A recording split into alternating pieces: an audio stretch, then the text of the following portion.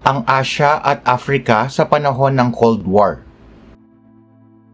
Ang Cold War na naganap mula sa pagtatapos ng ikalawang digmaang pandaigdig hanggang dekada 80 ay hindi lamang nakaapekto sa Europa at Amerika. Ang mga bansa sa Asya at Africa ay naging sentro din ng tunggalian sa pagitan ng Estados Unidos at Unyong Sobyet.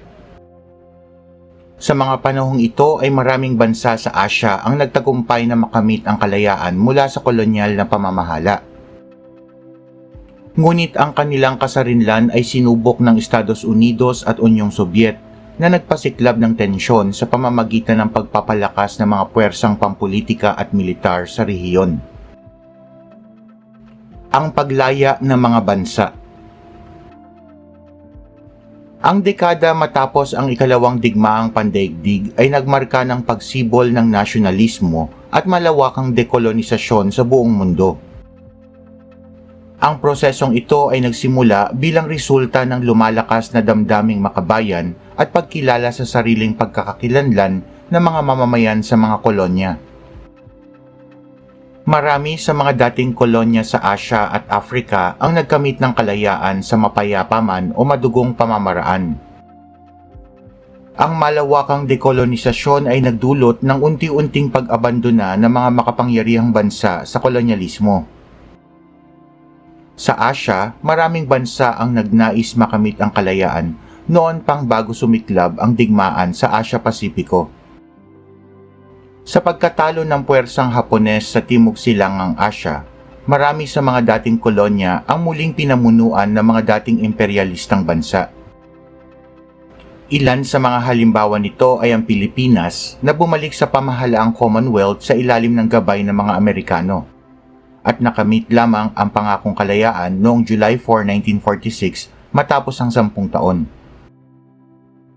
Taong 1947 ay nakatanggap ng kalayaan ang India mula sa Britanya na nagdulot ng pagkakahati ng bansa sa dalawang estado, ang India at Pakistan, bilang bahagi ng mas malawak na proseso ng dekolonisasyon. Naging madugo naman ang pagbabalik ng mga Pranses sa Indochina noong 1946 hanggang 1954.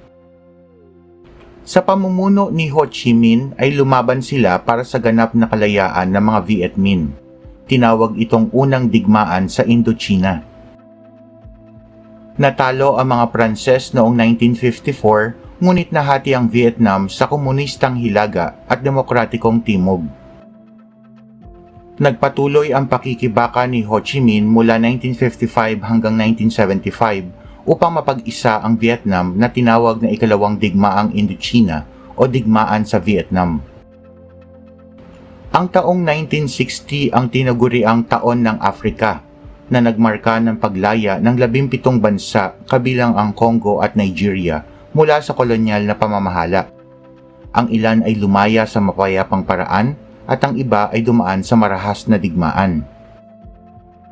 Sa paglayang ito ay maraming bansa ang nabuo sa Afrika at itinakda ang kanilang mga pambansang hangganan.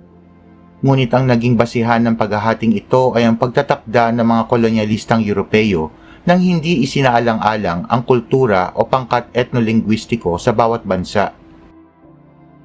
Nagkaroon ng tensyon sa pagitan ng mga pangkat etnolinguistiko at tribo na humantong sa alitan ng mga bagong tatag na bansa sa Afrika.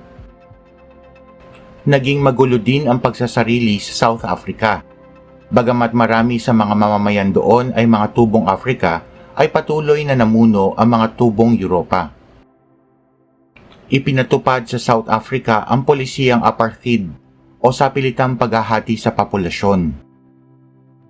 Ang apartheid ay ang patakaran ng segregasyon o paghihiwalay ng mga puti at itim sa South Africa. Sa pagbubukod na ito ay nabibigyan ng kapangyarihan at pabor ang mga taong may puting balat kaysa mayroong itim na kulay na balat. Naging pabor ang Unyong Sobyet sa pagtatalaga ng mga diktador na kampi sa komunismo at sa pamunuang Sobyet. Dahil dito ay naging laganap ang katiwalian at pang-aabuso sa mga bansa sa Afrika. Sa kabilang banda ay ginamit naman ng Estados Unidos ang kanyang impluwensya at lakas militar upang hikayatin ang ilang bansa na tutulan ang komunismo. May ilang pagkakataon na direktang nakialam ang Estados Unidos upang siguruhin na hindi mananaig ang puwersang komunista. Ang pag-usbong ng neokolonyalismo. Kasabay ng dekolonisasyon at paghahangad ng Estados Unidos, Unyong Sobyet at iba pang makakapangyarihang bansa noong ika-20 siglo ay lumitaw ang konsepto ng neokolonyalismo. Ang neokolonyalismo ay tumutukoy sa pagpapanatili ng kontrol ng mga makapangyarihang bansa sa mga bagong layang bansa o estado. Sa neokolonyalismo ay hindi direktang kinokontrol ng mas makapangyarihang bansa ang pamahalaan at sistemang pang-ekonomiya ng isang kolonya. Ang mga bansa na dating kolonyalista ay nagpapatuloy ng dominasyon sa mga bagong layang bansa sa pamamagitan ng mga kasunduang pang-ekonomiya, pautang at tulong pinansyal. Ang neokolonyalismo ay makikita rin sa paglaganap ng mga multinational corporations at mga pandaigdigang institusyong pinansyal tulad ng International Monetary Fund at World Bank. Ang mga institusyong ito ay kadalasang nagtatakda ng mahigpit na kondisyon sa mga pautang at programa kung saan nakikinabang sa mga interes ang mga malalaking bansa o korporasyon sa halip ng mga lokal na pamahalaan. Ang epekto ng neokolonyalismo ay nagiging hadlang sa tunay na kasarinlan at kaunlaran ng mga bagong layang bansa. Sa kanilang pag-asa sa mga tulong panlabas, ay madalas na napipilitan ang mga bansa na magpatupad ng mga patakarang pabor sa mga dayuhang interes. Ang non-aligned nations. Habang ang mundo ay nahahati sa dalawang magkasalungat na ideolohiya noong panahon ng Cold War, maraming bansa, lalo na ang mga bagong laya mula sa kolonyal na pamamahala, ang humarap sa hamon ng pagpili ng panig. Ito ang naging sanhi sa pagkakabuo ng non-aligned movement, isang samahan ng mga bansa na nagpasyang manatiling neutral at iwasan ang pagtatalaga sa alinmang superpower. Ang non-aligned movement ay naglalayong ipaglaban ang mga interes at karapatan ng mga bansa sa kanilang sariling pag-unlad at soberanya, sa kabila ng mga digmaan at hidwaan sa mga panahong ito. Ang mga bansang kabilang sa non-aligned movement ay nagpasyang umiwas sa direktang pagkampi sa alinmang panig upang mapanatili ang kanilang kalayaan at soberanya. Nagpatupad ang non-aligned movement ng mga patakarang nakatuon sa pagtataguyod ng kooperasyon sa pagitan ng mga miyembrong estado sa halip na umasa sa mga kanluraning bansa. Ang Bandung Conference na ginanap sa Bandung, Indonesia noong April 1955 na pinangunahan ni Jawaharlal Nehru, Sukarno, Gamal Abdel Nasser at Joseph Broz Tito ang siyang nagpasimula ng diwa ng non-aligned movement. Ang digmaan sa Korea. Matapos ang ikalawang digmaang pandaigdig ay nahati ang Korea sa Hilaga at Timog bilang bahagi ng kasunduan ng mga allies upang pamahalaan ang dating kolonya ng bansang Hapon.